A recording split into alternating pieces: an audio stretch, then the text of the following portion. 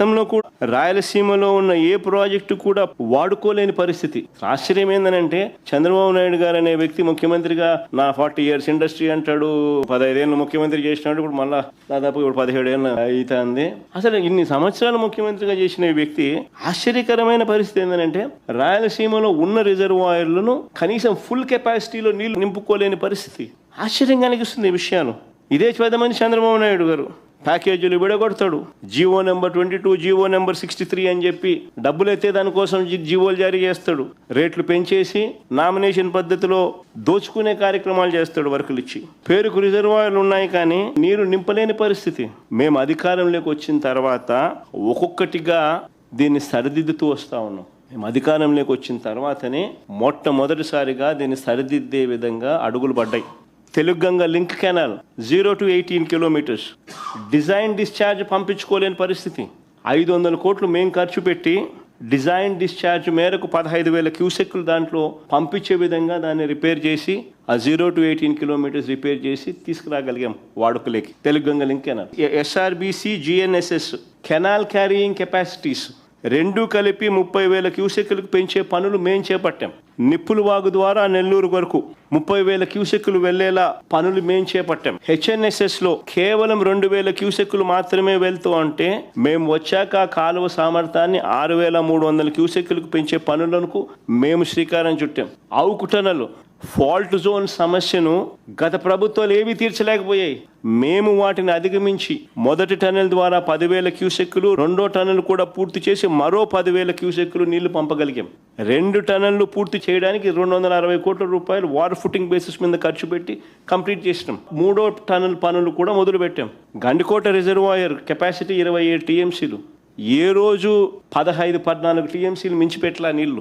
మేము వచ్చిన తర్వాత 1000 కోట్లు R&R మీద డబ్బు ఖర్చు పెట్టి 27 టీఎంసీల ఫుల్ డిశ్చార్జ్ కెపాసిటీలో గండికోట నీళ్లు స్టోర్ చేసినాం. చిత్రావతి ప్రాజెక్టు ఏ రోజు ఫుల్ కెపాసిటీ 10 టీఎంసీలు నీళ్లు ఏ రోజు స్టోర్ చేయలేదు. మేము వచ్చిన తర్వాత 280 కోట్లు ఖర్చు చేసి R&R పనులు పూర్తి చేసి 10 టీఎంసీలు నీళ్లు మేము వచ్చిన తర్వాత పెట్టాం. బ్రహ్మం సాగర్ 17 టీఎంసీలు ఏ రోజు పెట్టలా. మేము వచ్చిన తర్వాత డయాఫ్రమ్ వాళ్ళు కొత్తది వేసి లీకేజ్ సమస్యను పూర్తి చేసి 90 కోట్ల రూపాయలు ఖర్చు చేసి 17 టీఎంసీలు బ్రహ్మం సాగర్లో నీళ్లు నింపాం. మేము వచ్చిన తర్వాతనే వెలుగొండలో 2 టన్నులు పూర్తి చేసి 2 దశాబ్దాల కలను మేము వచ్చిన తర్వాత నెరవేర్చి జాతికి అంకితం చేసాం. వెలుగొండ ప్రాజెక్టు ఇక మిగిలింది R&R పనులు, లైనింగ్ పనులు, అంతకని ఇంకేం మిగిలిన. కొన్ని దశాబ్దాలుగా తెలుగు గంగలో అంతర్భాగమైన సోమశిల, కండలేరు రిజర్వాయర్లను పూర్తి కెపాసిటీలో ఏ రోజు నీళ్లు స్టోర్ చేయలేదు. మేము వచ్చిన తర్వాత R&R పూర్తి చేసి సోమశిలలో 78 టీఎంసీలు, కండలేరులో 68 టీఎంసీలు మేము వచ్చిన తర్వాతనే నింపాం. 120 కోట్ల రూపాయలు ఖర్చు చేసి ఈ డ్యాముల్లో ఫుల్ కెపాసిటీని అచీవ్ చేసినాం. మేము వచ్చిన తర్వాతనే జరిగింది ఇది. మేము వచ్చిన తర్వాతనే దశాబ్దాలుగా పెండింగ్లో ఉన్న నెల్లూరు బ్యారేజు, సంగం బ్యారేజ్ పనులు పూర్తి చేసి ప్రారంభించాం. అసలు అంతెందుకు, ఇక్కడ నుంచి కూతవేటు దూరంలో ఉంది పులిచింతల ప్రాజెక్టు. మేము వచ్చేదాకా ఆ ప్రాజెక్టులో ఫుల్ కెపాసిటీ ఏ రోజు స్టోర్ చేయలేదు. మేము వచ్చిన తర్వాత 200 కోట్ల రూపాయలు మేము ఖర్చు చేసి R&Rకి 45 టీఎంసీలు ఫుల్ కెపాసిటీ స్టోర్ చేసింది మా ప్రభుత్వంలోనే. ఒక చిత్తశుద్ధి ప్రకారము అడుగులు వేస్తే మనిషిలో సిన్సియారిటీ, కమిట్మెంట్ ఉంటే ఏదైనా కానీ దేవుడు ఆశీర్వదిస్తాడు, పనులు జరుగుతాయి. అవి చంద్రబాబు నాయుడుతో లోబడిన పరిస్థితులు, జగన్ ప్రభుత్వంలో కనిపించిన పరిస్థితులు అవే తేడా. ఎన్జిటి అభ్యంతరాల తర్వాత ఈఏసీ అని central government expert appraisal committee అని సెంట్రల్ గవర్నమెంట్లో ఎన్వైరన్మెంటల్ ఎక్స్పర్ట్స్ దగ్గర ఎన్వైరన్మెంటల్ కమిటీ మీటింగ్లో ఈఏసీ జరుగుతుంది. ఈఏసీ 3 డేట్స్ నవంబర్ 2024 ఒకసారి సమావేశమైంది. 2 నెలల తర్వాత జనవరి 2025లో మళ్ళీ సమావేశమైంది. మళ్ళీ మూడోసారి ఫిబ్రవరి 27, 2025 సమావేశమైంది. 3 సార్లు మీటింగ్ పెడితే చంద్రబాబు నాయుడు గారు రాష్ట్ర ప్రభుత్వం తరపున కనీసం నోరు మెదపలేదు. దగ్గరుండి రాయలసీమ లిఫ్ట్ను కూని చేశాడు ఈ పెద్ద మనిషి. చంద్రబాబు నాయుడు గారు అసలు ఈ ప్రాజెక్టే వేస్ట్ అన్నట్టుగా తాను మాట్లాడతాడు, తన మనుషుల చేత మాట్లాడిస్తాడు. అయ్యా చంద్రబాబు, నేను అడుగుతా ఉన్నా. ఆయన అంటాడు, ఆయన మంత్రి అంటాడు, శ్రీశైలం డెడ్ స్టోరేజ్లో ఉండేది 34 టీఎంసీలే, అందులో ఏపీ వాటా 22 టీఎంసీలే, దీనికోసం లిఫ్ట్ ఎందుకని చంద్రబాబు అంటాడు. అయ్యా చంద్రబాబు, నీవు అసలు మనిషివేనాయా? నీకు అసలు బుద్ధి జ్ఞానం ఉందా అని అడుగుతా ఉన్నా. డెడ్ స్టోరేజ్ సంగతి దేవుడు ఎరుగు. అటువైపున 777 అడుగుల నుంచి 825 అడుగులకే రోజుకి 8 టీఎంసీలు శ్రీశైలం నుంచి ఖాళీ అవుతా ఉన్నాయి. 881 అడుగులు ఎప్పుడు చేరుతాయి? ఆ తర్వాత పోతిరెడ్డిపాడు నుంచి నీళ్ళు ఎప్పుడు కిందికి వస్తాయి? ఈ ప్రాజెక్టు ఉండడం వల్ల నీకు 800 అడుగుల్లోనే నువ్వు కూడా 3 టీఎంసీలు డ్రా చేసుకునే కెపాసిటీ, ఒక ఇన్సూరెన్స్ నీకు ఉంటుంది. ఈ మాత్రం కూడా జ్ఞానం లేదు పెద్ద మనిషికి. రాష్ట్ర ప్రయోజనాలను, కరువు పీడిత రాయలసీమ నెల్లూరు ప్రయోజనాలను చులకన చేసి కూడా మాట్లాడుతూ ఉన్నారు. ఆ లిఫ్టులు, ఆ స్టెబిలైజింగ్ రిజర్వాయర్లు అంటాడు స్వామి. రిజర్వాయర్లు కాదు స్వామి కట్టిందాడా, స్టెబిలైజింగ్ రిజర్వాయర్లు. అవి కట్టకపోతే కుప్పంకు, చిత్తూరు జిల్లాకు తాగునీళ్లు కూడా పోవు. తాను పుట్టింది చిత్తూరు జిల్లా, ఆ జిల్లా మీద మమకారం లేదు. కుప్పం ప్రజలు ఓటు వేసి గెలిపిస్తే ఆ కుప్పం ప్రజల మీద ఆ కృతజ్ఞత కూడా లేదు. హంద్రీ నీవా ద్వారా ఉమ్మడి చిత్తూరు జిల్లా ఎంత దూరం ఉందో తెలుసా? 500 పైబడి కిలోమీటర్లు నీళ్లు ప్రయాణం చేయాలి. పూర్తిగా టేలెండ్లో ఉంటుంది. దీన్ని అధిగమించడం కోసం అని చెప్పి, ఆ చిత్తూరు జిల్లాకు నీళ్ళు ఇవ్వాలని, ఆ కుప్పంకు నీళ్ళు ఇవ్వాలని, దీన్ని అధిగమించడం కోసం అని చెప్పి జిఎన్ఎస్ఎస్ ద్వారా గండికోటకు నీళ్లు వస్తే అక్కడ లిఫ్టులు పెట్టి హెచ్ఎన్ఎస్ఎస్లోకి మరిన్ని నీళ్లు పంపి, తద్వారా చిత్తూరు జిల్లాలోని తంబళ్ళపల్లె, మదనపల్లె, పీలేరు, పుంగనూరు, కుప్పము, చిత్తూరులకే కాకుండా రాయచోటికి నీళ్లు ఇవ్వడానికి ఈ పనులు చేశాం. దాంట్లో భాగంగానే ఈ స్టెబిలైజేషన్ రిజర్వాయర్లు. అసలు వీటి కెపాసిటీ ఎంతో తెలుసా? కాలేటి వాగు కెపాసిటీ కేవలం 1.2 టీఎంసీ. ముదివేడి కెపాసిటీ ఎంతో తెలుసా? కేవలం 2 టీఎంసీలు. నేటిగుంటిపల్లి కెపాసిటీ ఎంతో తెలుసా? కేవలం 1 టీఎంసీ. ఆవులపల్లి కెపాసిటీ ఎంత తెలుసా? కేవలం 3 టీఎంసీలు. మా హయాంలో ఈ ప్రాజెక్టులు కట్టాం. ఈ స్టోరేజ్ కెపాసిటీ కన్నా లేకపోతే నీళ్ళు ఎలా ప్రవహిస్తాయి? ప్రజలు గొంతు ఎలా తడపాలి అనే ఆలోచనలు లేవు వెనుకు. ప్రజలు అల్లాడుతూ ఉంటే వాళ్ళకి ఎలా మంచి చేయాలి అనే ఆలోచనలు పుట్ట వెనుకు. దిక్కుమాలిన అబద్ధాలు, దిక్కుమాలిన మోసాలు. రాయలసీమ లిఫ్ట్ ప్రాజెక్ట్ అనేది కొత్త ప్రాజెక్ట్ కాదు. It is not a new project. Rayalaseema, Nellore, చెన్నైకి తాగునీటి అవసరాలు తీర్చడానికి కరువు పీడిత రాయలసీమ, నెల్లూరుకు అది వరకే చేసిన కేటాయింపుల మేరకు ముందే కట్టి ఉన్న రిజర్వాయర్లకు నీటిని సప్లిమెంట్ చేసే లిఫ్ట్ ఇది. కృష్ణా నదిలో వరద వచ్చే రోజులు రోజు రోజుకు తగ్గిపోతూ ఉన్నాయి.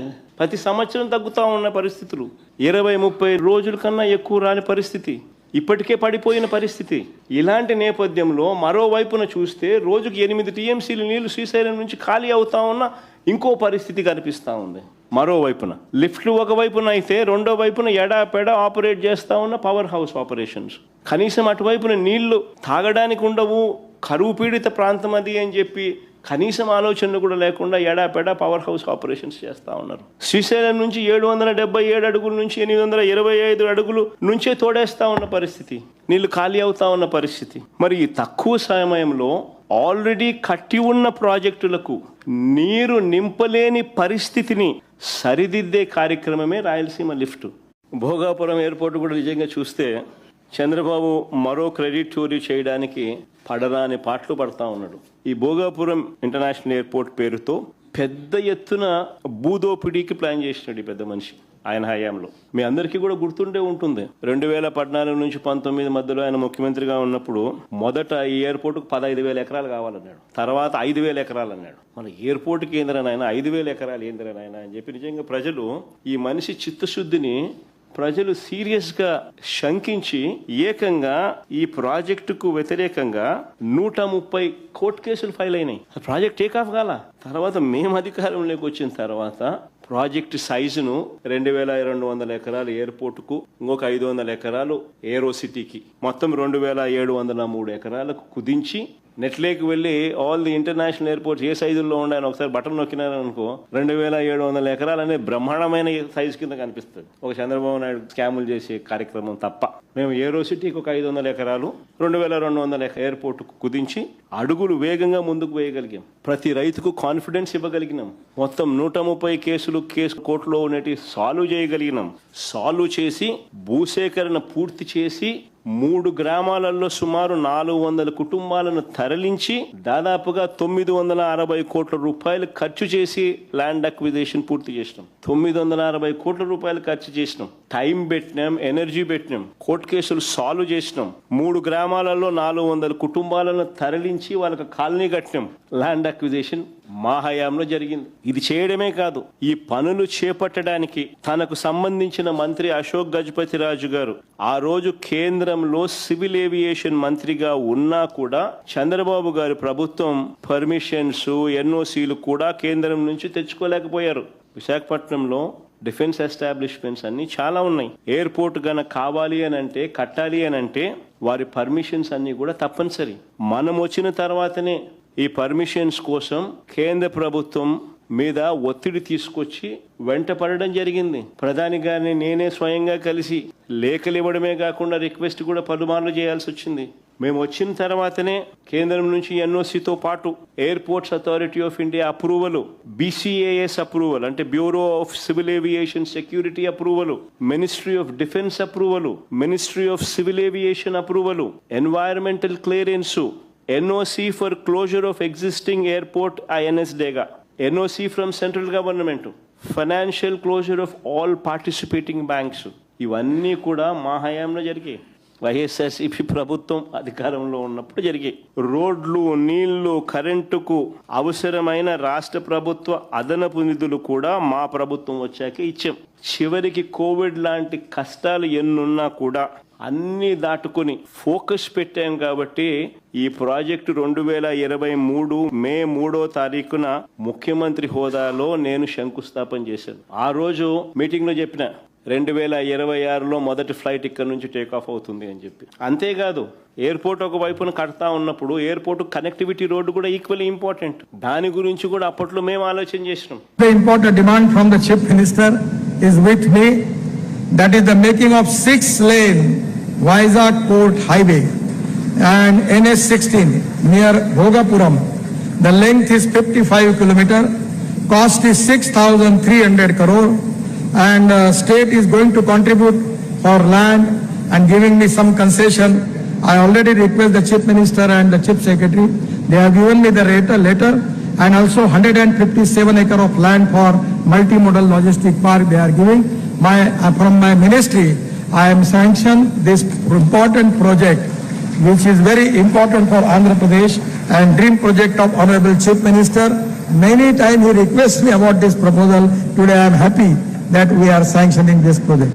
కనెక్టివిటీ రోడ్డు కూడా కేంద్ర మంత్రి గారిని పిలిపించి ఆయనతో శాంక్షన్ చేయించి ఆ ప్రాజెక్టును కూడా ఆయనే ముఖ్యమంత్రి గారి డ్రీమ్ ప్రాజెక్ట్ అని చెబుతూ అనౌన్స్మెంట్ చేసిన దాఖలాలు. ఆశ్చర్యం ఏందనంటే క్రెడిట్ తీసుకోవాలని ఇంత తాపత్రయపడతా ఉన్న వీళ్ళు అసలు ఆ ప్రాజెక్టులో ఆ రోడ్డు దాని తర్వాత అడుగులు ముందుకేలా మన ప్రభుత్వం పోయిన తర్వాత ఈ 2 ఏళ్లలో వీళ్ళు వచ్చిన తర్వాత దాన్ని పర్సూ చేసుకుని అదేదో ఆ ఎయిర్పోర్ట్ అయ్యే టయానికి ఈ రోడ్డు కూడా కంప్లీట్ కావాలన్న మినిమం ధ్యాస కూడా వీళ్ళకి లేదు. ఎయిర్పోర్ట్ కంప్లీట్ అవుతా ఉంది, నెలలో బహుశా ఫ్లైట్స్ కూడా టేక్ ఆఫ్ అవుతాయి. పరిస్థితి చూస్తే రోడ్ కనెక్టివిటీ కుంటు రోడ్డే ఇప్పటికి అయిపోయి ఉండాలి. మామూలుగా అయితే ఆ స్టేజ్ నుంచి 2 సంవత్సరాల టైం ఉన్నది చంద్రబాబు నాయుడుకు. ఈ ప్రాజెక్టు ఒకవైపున చకచకా పనులు జరుగుతూ ఉన్నాయి, ఓ పక్క రోడ్డు మీద కూడా ధ్యాస పెట్టినంటే ఇది అయిపోయే లోపల అది కూడా అయిపోయి ఉండేది. కనీసం ఆ పని కూడా పరిస్థితి కూడా చేయలే. కానీ చంద్రబాబు నాయుడు గారు ఏమంటాడు, క్రెడిట్ చోరీ, తాను తన సివిల్ ఏవియేషన్ మినిస్టర్ వీళ్ళ వల్లనే వచ్చిందన్నట్టుగా బిల్డప్. అది వీళ్ళు ఏం చేసినారు, అది వీళ్ళు ఏమైనా చేసినారా? ఒక పర్మిషన్ తెచ్చినారా? ల్యాండ్ అక్విజిషన్ చేసినారా? కనీసం జరగాల్సిన పనులన్నా చేయించినారా? కనీసము చంద్రబాబు నాయుడు గారి మనస్తత్వం ఎలా ఉంటుందని అంటే క్రెడిట్ వితౌట్ కాంట్రిబ్యూషన్. అది చంద్రబాబు నాయుడు గారి మనస్తత్వం. అప్పులు చేస్తే వైఎస్ఆర్సీపీ హయాంలో ఏమన్నాడు, ఎన్నికలకు ముందు 14 లక్షల కోట్లు, 12 లక్షల కోట్లు, 10 లక్షల కోట్లు. ఇప్పుడు కూడా అప్పుడప్పుడు చంద్రబాబు నాయుడు గారికి ఎవరైనా గిచ్చినారనుకో, సూపర్ 6 ఎందుకు వేయడం లేదు, సూపర్ 7 ఎందుకు వేయడం లేదు అని, లేకపోతే ఎంప్లాయీస్ ఎవరైనా స్ట్రైక్ లో కనపడినారనుకో మళ్ళీ మనమే గుర్తుకొస్తాం అని మళ్ళీ అబద్ధాలు. అసెంబ్లీలో ఒకటి చెప్తాడు, గవర్నమెంట్ రికార్డ్స్ అన్ని ఒకటి చూపుతాయి, అసెంబ్లీకి వచ్చేసరికి ఒకటి చెప్తాడు, మళ్ళీ పబ్లిక్ మీటింగ్లలో ఇంకోటి వచ్చి మళ్ళీ ఇంకో మాట. రికార్డ్స్ ఒకటి ఉంటాయి, ఈయన మాటలు ఒకటి ఉంటాయి. చంద్రబాబు నాయుడు గారి హయాంలో ఆల్ కైండ్స్ ఆఫ్ డెట్స్ అంటే public debt, direct government borrowing అయితేనేమి, స్టేట్ గవర్నమెంట్ గ్యారంటీడ్ డెట్ అయితేనేమి, state government debt and state government guaranteed debt అయితేనేమి, non guaranteed liability of state public sectors undertakings కూడా కలుపుకుంటే కూడా చంద్రబాబు నాయుడు గారి ఎక్కే నాటికి 2,57,510 కోట్లుంటే చంద్రబాబు నాయుడు గారు దిగిపోయే నాటికి 3,90,247 కోట్లు. అంటే ఆయన 2,49,350 కోట్లు ఆయన అప్పు చేస్తే compounded annual growth rate 22.63 22.63% compounded annual growth rate ఆయన అప్పు చేసినాడు. అదే వైఎస్ఆర్సీపీ ప్రభుత్వం ఒకసారి గమనించినట్టయితే వైఎస్ఆర్సీపీ ప్రభుత్వంలో 3.32 lakhs 3,32,671 కోట్ల రూపాయల అప్పులు మనం చేసినాం. Compounded annual growth rate 13.57%. 3,32,671 కోట్ల రూపాయలు ఏదైతే మనం అప్పు చేసినామో ఇందులో 2,73,000 కోట్ల రూపాయలు డీబీటీగా అందించిన ఘనత మా ప్రభుత్వం అందింది.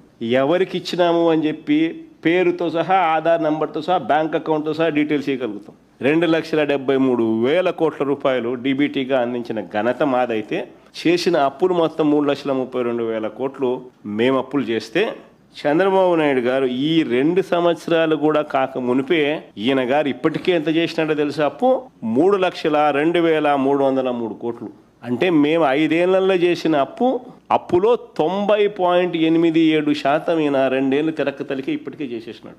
మనం ప్రతి ఏటా సంక్షేమ క్యాలెండర్ విడుదల చేసి వాటిని క్రమం తప్పకుండా మనం అమలు చేస్తే చంద్రబాబు నాయుడు గారు అప్పులు తెచ్చుకోవడానికి క్యాలెండర్ విడుదల చేస్తున్నాడు. వచ్చే 3 నెలల కాలంలో మరో 11,000 కోట్లు ఆయన అప్పు చేయడానికి కోసం ఆర్బీఐకి ఇండెంట్ పెట్టినాడు. పోనీ ఇన్ని అప్పులు చేస్తా ఉన్న చంద్రబాబు నాయుడు గారు ఏమైనా ప్రజలకు ఏమైనా మేలు చేశాడా అని అంటే అది లేదు. సూపర్ 6 లేదు, సూపర్ 7 లేదు. పైగా వైఎస్ఆర్సీపీ ప్రభుత్వంలో అమలు అవుతా ఉన్న స్కీములన్నీ రద్దు. పైగా ఫీజు రీయింబర్స్మెంట్ దిక్కులేదు. విద్యాదీవెన, వసతి దీవెన గాలికి ఎగిరిపోయింది. పైగా ఆరోగ్యశ్రీ గాలికి ఎగిరిపోయింది. రైతులకు దిక్కు లేదు, చదువుకుంటున్న పిల్లలకు దిక్కు లేదు, అక్క చెల్లెమ్మలకు దిక్కు లేదు, ఉద్యోగులకు దిక్కు లేదు. ఉద్యోగులకు కూడా దాదాపు 30,000 కోట్లు బకాయిలు, 4 డిఏలు పెండింగ్, పిఆర్సీ లేదు, ఐఆర్ లేదు, సరెండర్ లీవుల గురించి డిఆర్ దీని గురించి అసలు చెప్పాల్సిన పనుల. మరోవైపు ప్రజల మీద విపరీతంగా బాధుడే బాధుడు. 29/11/2024 9,412 కోట్లు బాధుడు. FPPCA true up order dated 29/11/2024. FPPCA true up order dated 25/10/2024 మరో 6,072 కోట్లు. FPPCA true up order dated 27/9/2025 మరో 1,863 కోట్లు.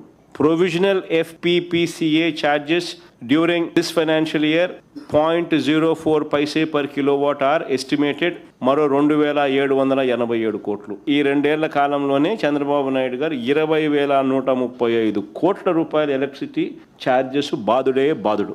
రిజిస్ట్రేషన్ ఛార్జీలు 50% పెంచినాడు. భూములు కొనాలంటే షాక్ కొట్టించే పరిస్థితి. గ్రామాల్లో ప్రజలు త్రాగునీటి పైన ఛార్జీలు వసూలు చేస్తూ ఉన్నారు. లేటెస్ట్గా వెహికల్స్ మీద రోడ్ సెస్ అంట. అక్కడేమో జీఎస్టీ తగ్గించింది కేంద్ర ప్రభుత్వం. ఇక్కడ చూస్తే అక్కడ తగ్గింది కాస్త ఈయన రీస్టోర్ చేస్తూ రోడ్ సెస్ అంటున్నాడు. కొత్తగా వెహికల్స్ కొన్నోడు రోడ్ సెస్ కట్టాలంట. అక్కడ తగ్గించింది, ఇక్కడ వీళ్ళు పెంచేసినారు. అన్ని రకాల రోడ్లకు టోల్ గేట్లు పెట్టి వసూలు చేయడం ఒక వడ్డనైతే మరో రూపంలో రోడ్ సెస్ పేరిట వాహనాల మీద వడ్డిస్తూ ఉన్నారు. రాష్ట్రంలో జరుగుతూ ఉంది. మరోవైపు రాష్ట్రానికి రావాల్సిన ఆదాయాలు రావడంలా, రాష్ట్రానికి రావాల్సిన ఖజానాకు రావాల్సిన డబ్బులు ఖజానాకు రావడంలా ఇలా జోబిల్ లేకపోతాం. అందుకనే రాష్ట్ర ఆదాయాలు తగ్గుతూ ఉన్నాయి. ఇసుక స్కామే, మట్టి స్కామే, సిలికా స్కామే, క్వాడ్స్ స్కామే, లాటరైట్ స్కామే. రాష్ట్రంలో పెద్ద ఎత్తున గ్రామంలో కనిపించే విధంగా లిక్కర్ మాఫియా, అధిక ధరలకు పీపీఏలు చేసుకుంటూ స్కాములు, కమిషన్లు. ఎక్కడ చూసినా ప్యాకెట్ క్లబ్బులు, ఏ ఊళ్ళో చూసినా రేషన్ మాఫియా. ఈరోజు రాష్ట్రంలో చెప్తా ఉన్నాం, కింద నుంచి పైదాకా ఏ పని కావాలన్నా కూడా లంచం ముట్ట చెప్పాల్సిందే. విమర్శ ఏందండి, మంచిదే కదా స్వామి, తప్పే ఉంది. ఎవడు రావడం లేదు అని అంటే సంతోషించాల్సింది పోయి దానికి విమర్శ అంటావు నువ్వు. న్యాయ పోరాటంలో భాగంగా ఈరోజు నేను కోర్టులో నేను అడ్మిట్ కూడా అయింది కదా. మొత్తం 1 కోటి సంతకాలకు సంబంధించిన ప్రజల వాయిస్ను నిన్న వైఎస్ఆర్సీపీ అఫీషియల్గా కోర్టులో ఫైల్ చేసింది. కోర్టు దాన్ని యాక్సెప్ట్ చేసింది. 6 వారాల్లో గవర్నమెంట్ స్పందించారని చెప్పి గవర్నమెంట్ కూడా సమన్లు పంపించింది. That cases going on in the court. ఇది biggest scam of the decade. ఆ మెడికల్ కాలేజీలు నడపడానికి సంబంధించిన జీతాలు కూడా సంవత్సరానికి 60 కోట్ల రూపాయలు, 2 ఏళ్లకు 120 కోట్లు ఒక్కొక్క కాలేజీకి అయ్యే ఖర్చు ఈయన ఇస్తాడంట ఎదురు వాళ్ళకు. గవర్నమెంట్ ల్యాండ్, గవర్నమెంట్ ఆస్తి, గవర్నమెంట్ బిల్డింగ్లు, government medical college, government staff, జీతాలు ఇచ్చేది గవర్నమెంటు, కానీ లాభాలేమో ప్రైవేట్ వాళ్ళకండి. స్కామ్ కాకపోతే ఇంకేందండి ఇది? ఆ కిమ్స్ వాళ్ళు పార్టిసిపేట్ చేసినారని ఫస్ట్ టప డబ్బా కొట్టుకున్నారు. మళ్ళీ వెంటనే కిమ్స్ వాళ్ళు మేము పార్టిసిపేట్ చేయడం లేదు, ఈ స్కాముల్లో మాకు సంబంధం లేదు అని చెప్పి వాళ్ళు వెనక్కి తప్పుకునేసరికి వీళ్ళకి ఏం చేయాలో దిక్కు తెలియలా. ఎవడో ఎల్లయ్యతోనూ పుల్లయ్యతోనూ డ్రైవర్లతోనూ వంట మనుషులతోనూ అప్లికేషన్లు పెట్టిస్తూ ఉన్నారు. పెట్టించి వాళ్ళకైనా సరే నేను ఇస్తానంటానండి ఇప్పుడు చంద్రబాబు. ఎప్పుడు కూడా కొత్త మెడికల్ కాలేజీలు ఎవరైనా పెట్టాలనుకుంటే కొత్తగా మీరు పెట్టుకోండి, అప్లికేషన్ మీకు ఇస్తారు. అదొక పద్ధతి. ఇప్పుడు కొత్తగా నువ్వు పెట్టాలనుకుంటున్నావు అనుకుని కొత్తగా అప్లికేషన్ పెట్టుకో వేరే చోట.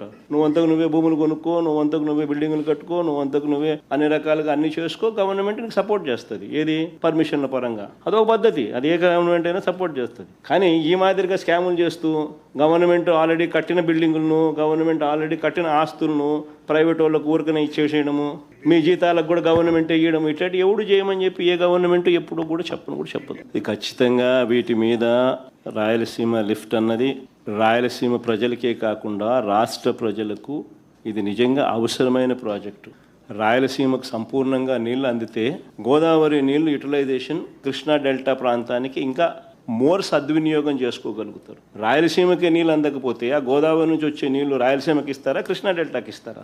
సో ఇది రాష్ట్రానికి సంబంధించిన వెరీ ఇంపార్టెంట్ సబ్జెక్ట్. ఇది వీటికి సంబంధించి ఎక్కడా కూడా మనం అన్యాయం చేయడం లేదు ఎవరికి. మనము మన రాష్ట్రానికి మాత్రం న్యాయం జరిగేట్టుగా మాత్రమే అడుగులు వేస్తూ ఉన్నాం. ఈ అడుగులు వేసేది చంద్రబాబు నాయుడు లాంటి అన్యాయమైన వ్యక్తి అడ్డుకునే కార్యక్రమం ఏదైనా ఉంటే తన స్వార్థం కోసం అడ్డుకోవచ్చేమో, కానీ అది ఓన్లీ టెంపరీ. ఖచ్చితంగా దీని మీద కూడా ఉద్యమాలు జరుగుతాయి. ఖచ్చితంగా మళ్ళీ అధికారంలోకి మేము వచ్చిన తర్వాత వాయువేగంతో ఈ ప్రాజెక్టు కూడా పూర్తి చేస్తాం. ఏ రకంగా పరిశ్రమల పేరుతో చంద్రబాబు నాయుడు గారు ఆశ్చర్యం కలిగించే విధంగా స్కాములు ఎలా చేయగలుగుతాడో చెప్తా. పేరుకు 1-2 పెద్ద కంపెనీలకు ఉచితంగా భూములు ఇస్తున్నట్టు ప్రకటిస్తాడు. పేరుకు మాత్రం 1-2 పేర్లు చెప్తాడు, పెద్ద పేర్లు. వారికి ఉచితంగాను 99 పైసలకి భూములు ఇస్తా ఉన్నట్టుగా ప్రకటిస్తాడు. ఆ ముసుగులో వేల కోట్ల విలువైన భూముల్ని తన మనుషులకు, తన బినామీలకు కారు చౌకగా ఇటువైపు నుంచి ఇస్తాడు. పబ్లిసిటీ ఏమో వాళ్ళ పెద్ద కంపెనీల పేర్లు 1-2 పేర్లు అవి మాత్రం చెప్తాడు.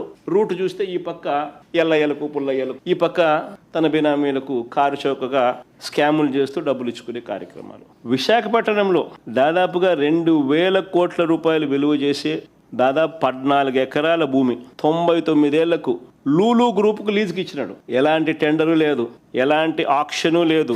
కేవలం కంపెనీ రాసిన లెటర్ ఆధారంగా ఈ భూములు వాళ్ళు మాల్ కట్టుకునేదానికి ఈయన ఇచ్చినాడు. ఇదే లూలు గ్రూపు అహ్మదాబాద్లో, గుజరాత్లో 16 ఎకరాల భూమిని 519 కోట్ల రూపాయలకు వేలంలో కొనుగోలు చేసి మాల్ కడతా ఉన్నారు. ఆ రాష్ట్రం క్రెడిట్ తీసుకుంటూ the city's biggest land deal so far he's also set the record for the highest stamp duty from a single sale deed. ఇక్కడ స్టాంప్ డ్యూటీ కూడా ఎగ్జామ్షన్ మన రాష్ట్రంలో. అక్కడ స్టాంప్ డ్యూటీకి హైయెస్ట్గా వచ్చిందని కూడా వాళ్ళు పబ్లిసిటీ చేసుకుంటా ఉన్నారు. దాదాపుగా 16 ఎకరాల భూమి లూలు గ్రూపుకు షాపింగ్ మాల్ కట్టడానికి 519 కోట్ల రూపాయలు ఆక్షన్లో పాడి 31 కోట్లు స్టాంప్ డ్యూటీ కూడా కట్టారు అని.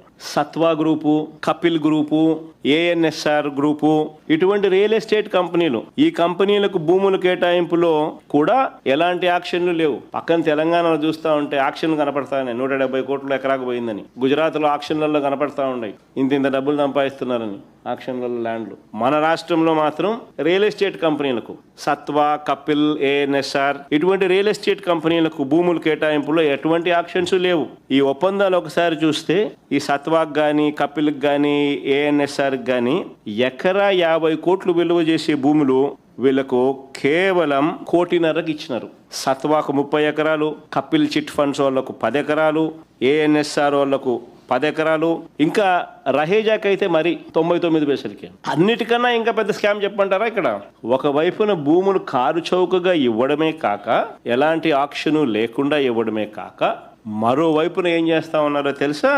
ల్యాండ్ యూస్ కన్వర్షను, ల్యాండ్ యూసు వీళ్లకు 40%, 50% మిక్స్డ్ యూస్కు వీళ్లకు చేసుకునేదానికి స్వేచ్ఛనిస్తూ, మరోవైపున వీళ్ళు బిల్డింగులు కడితే స్క్వేర్ ఫీట్కి 2,000 రూపాయలు వీళ్ళకి తిరిగి గవర్నమెంట్ ఇస్తుందట. ఇది నిజంగా బొనాన్సా కాదా? ఎవడన్నా రియల్ ఎస్టేట్ వ్యాపారస్తునికి ఈ మాదిరిగా ఇస్తారా మీరు? Page number 16 IT and GCC policy 4.2 incentives for infrastructure developers అని చెప్పి వీళ్ళకి వర్తింపజేస్తూ ఇది పెట్టినారు. 50% క్యాపిటల్ సబ్సిడీ అంట, మాక్సిమం ₹2,000 per square feet అంట, పేడ్ ఓవర్ 5 years అంట.